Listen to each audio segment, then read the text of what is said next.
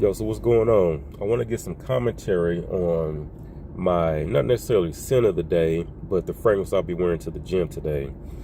This is coming from a highly recognized, highly respectable artisanal house that drops these controversial, super banger, super wild sourced ingredient, just these masterful composition of fragrances, just over and over and over. And the latest being Nepalese Patchouli by Ries Lador. Now, right off the bat, what I get here, this is a floral chypre. That's what it is. It didn't take me long to figure that part out, as I'm still understanding what the fragrance is doing. Still kind of getting to know it. Only had it for a few weeks now. I've worn it 2 or 3 times in the evening, and I'm wearing it to the gym today, here in a few minutes. And I like to do that with my newer fragrances. I like to see how they react with sweating and my body temperature heating up. 1 or 2 sprays, see what it do, no problem. I'm not going to be wearing this out anytime soon. It's over 100 degrees here. It's been that way for several weeks, and there's several more weeks to come. So they'll probably, sit in the cabinet. After today, I'll probably, put it up for probably 2 or 3 months till it starts to cool off a little bit. But what I get here in the open, I recently sprayed some on my arm.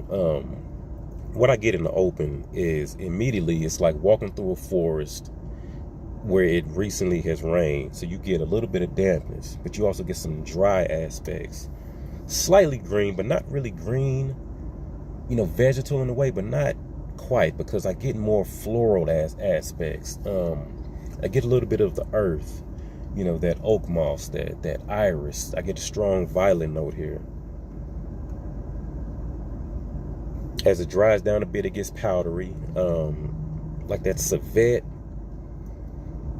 Maybe orris also it kind of gives like a suede texture to it, but it's very, very floral. It's gorgeous. I haven't really singled out the patchouli, but it's definitely not your typical patchouli. What other collector out there has 4 and 5 patchouli fragrances that are chocolatey, or the ways we know patchouli? I don't need another one of those. I'm quite certain that you don't either, so I'm glad this is different. And yeah, I like it, man. I'm gonna be getting burned out of this for sure. I like it. It's mixed reviews on it. It's controversial. Fragrance reviews on Parfumo and Fragrantica kind of different from the ones that I've seen on YouTube, and that's great.